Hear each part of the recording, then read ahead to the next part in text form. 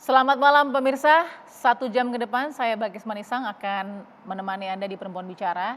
Dan Anda mungkin sempat ingat ya kasus tentu Mario Dandi yang kemudian mengakibatkan David Ozora begitu saat ini masih dalam perawatan intensif. Sidangnya sudah sampai ke tuntutan dari jaksa dan hasilnya sejauh ini untuk AG itu dituntut 4 tahun penjara. Jadi saya yakin ini pasti pro kontra ada, tapi kita yakin kita sama-sama pro keadilan. Nah masalahnya keadilan mana ini yang bisa menemui jalan tengah antara semua pihak. Tentu ayah dari David pun sudah berkomentar di sosial media, kita akan bahas soal itu, tapi saya harus perkenalkan dulu satu-satu narasumber saya yang sudah hadir. Terima kasih yang pertama kepada Mbak Devi Ramawati, pengamat sosial. Selamat malam Mbak Devi. Malam Mbak. Oke, kemudian ada Mbak Dian Sasmita, anggota KPAI kita. Mbak Dian, apa kabar? Alhamdulillah sehat dan semangat. Terima kasih, selamat datang di meja Perempuan Bicara. Dan kemudian ada Uni Febi Mutiara Nelson, pengamat hukum pidana. Apa kabar Uni Febi?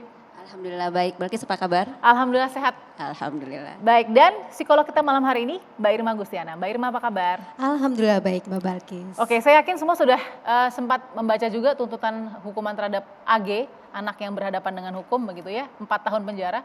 Dari tadinya mungkin berharapnya lebih, sebagian pihak ada yang berharap lebih, sebagian pihak juga ada yang berpikir bahwa ini adalah seorang anak. Nah, saya kasih dulu informasi kepada pemirsa sebelum kita analisis bersama.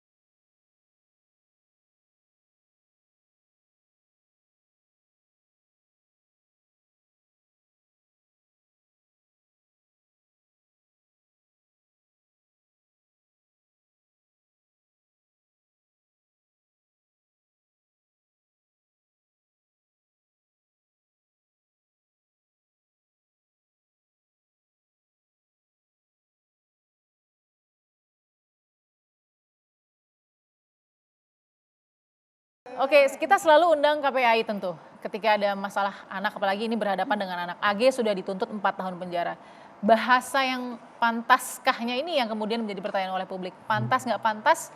Saya tahu di sosial media sudah luar biasa begitu Mbak Dian. Tapi di KPAI mendengar tuntutan ini kepada AG seperti apa?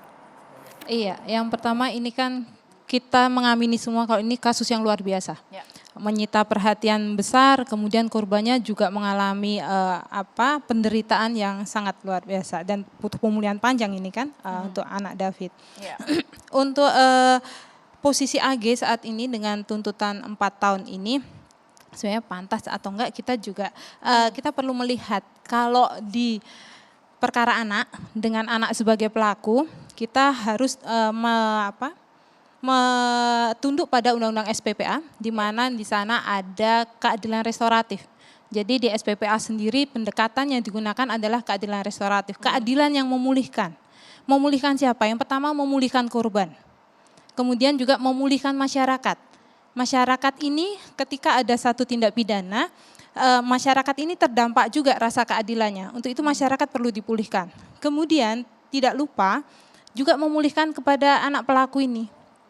Jadi ini perlu semua dipulihkan. Nah, ini butuh proses yang panjang dan butuh keterlibatan banyak pihak. Semua pemerintah hadir di sana untuk memulihkan korban, memulihkan masyarakat juga, dan memulihkan kepada anak yang berkonflik dengan hukum ini. Tapi memang pendekatannya beda-beda. Ya.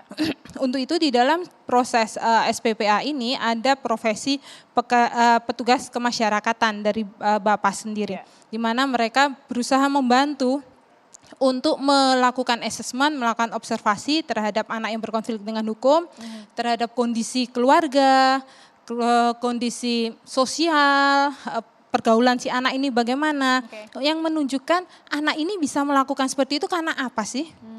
Karena sebenarnya pidana anak ini kan khusus, beda dengan pidana lain. Yang salah satu pembedanya adalah ketika proses pidana terhadap anak ini kita harus melihat backgroundnya anak ini kenapa.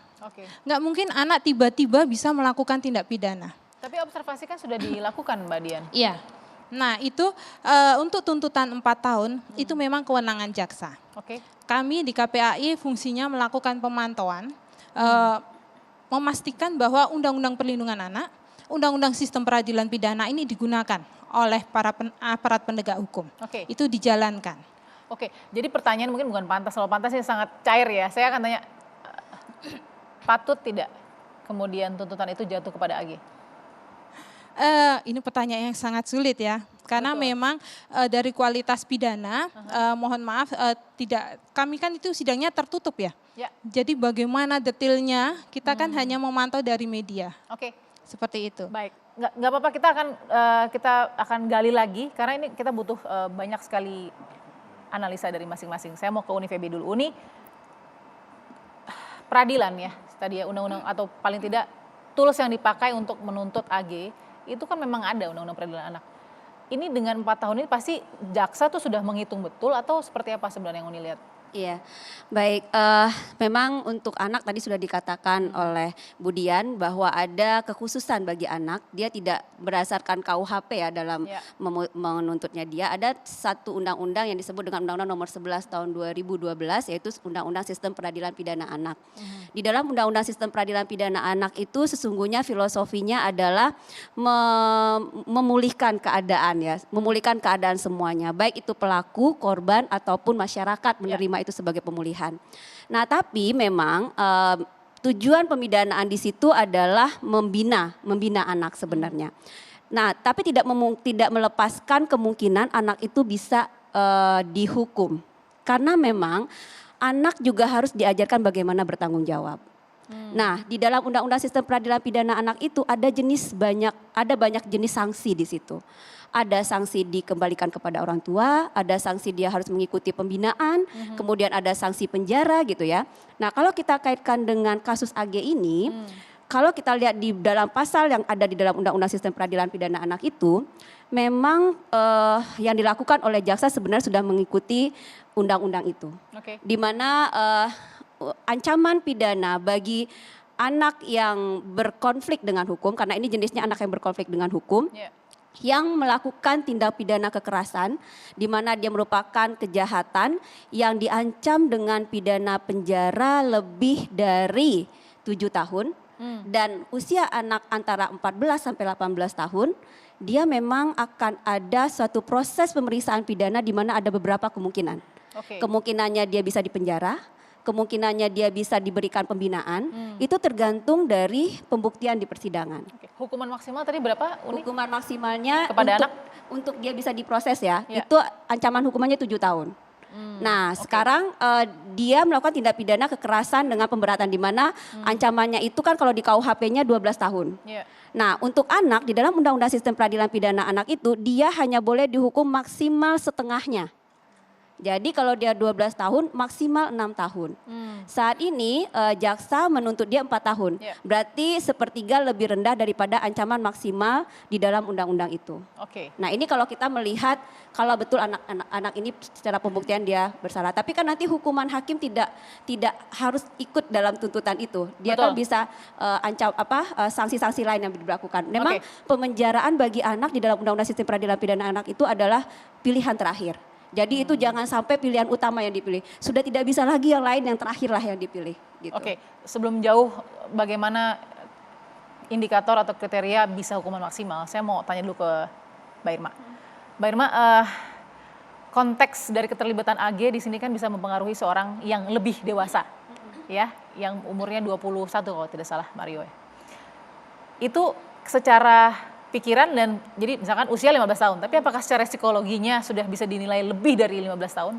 Oke, ini kan ada yang namanya usia kematangan mental gitu ya. Jadi memang usia kronologis kemudian akan berbeda dengan usia mentalitas dia. Ya. Sangat mungkin sebetulnya dengan usia dia yang remaja menengah itu sebetulnya kemampuan berpikirnya itu bisa jauh melebihi kapasitas dia yang sekarang gitu. Artinya itu bisa banyak sekali faktor yang memberikan kontribusi. Misalnya pergaulan sosialnya dia selama ini seperti apa yang dia baca, literasinya bagaimana, terus kemudian pengaruh-pengaruh lain, media sosial itu seperti apa. Sehingga ya kemampuan persuasinya dia dan assertiveness-nya dia terhadap temannya yang mungkin secara usia jauh lebih dewasa gitu ya, itu mungkin sangat bisa gitu ya. Jadi setiap anak berbeda-beda gitu, sehingga memang sangat mungkin gitu kalau usianya kronologisnya 15, tapi bisa saja sebetulnya kemampuan berpikirnya itu lebih tinggi. Oke, Gitu. di dalam kepakaran Mbak Irma melihat apakah dalam sebuah observasi yang dijalani AG itu dipertimbangkan tidak ada kedewasaan yang berbeda dengan umur psikologis Oke, gitu? nah itu kita balik lagi ya pada saat anak AG itu diperiksa, apakah asesmennya lengkap atau tidak? Pastinya harusnya lengkap ya. Jadi aspek berpikirnya seperti apa, kemudian sosial emosionalnya bagaimana, kepribadian dasarnya, plus ditambah tadi seperti Budian sampaikan, backgroundnya seperti apa, di mana dan bagaimana dia diasuh selama ini, itu jadi penting sekali gitu. Sehingga kita bisa melihat infografis anak ini itu gimana, sistem budaya sosialnya, psikisnya dia selama ini bagaimana, mungkin saja sebelum-sebelumnya sudah pernah ada indikasi-indikasi perilaku, tetapi kemudian terabaikan atau memang orang tuanya mungkin denial ya, sehingga pada akhirnya momen kemarin itulah gitu yang akhirnya triggering sehingga menjadi sebuah kasus yang kita lihat saat ini gitu. Oke, tapi angka psikologis tidak bisa kemudian mempengaruhi apa hasil dari tuntutan paling tidak ya? Kita lihat aja apakah itu dilakukan asesmennya. Saya rasa sih dilakukan gitu ya, sehingga pasti tahulah secara menyeluruh anak AG ini profil psikologisnya seperti apa. Gitu. Baik, soal tuntutan AG ini ayah dari David berkomentar cukup dalam begitu ya, cukup pedas juga begitu ya. Dan kita akan tayangkan setelah ini untuk Mbak Devi lihat seperti apa dampak dari paling tidak ya sosial media yang digunakan untuk menyuarakan mungkin keberatan dari seorang ayah David Ozora sesaat lagi.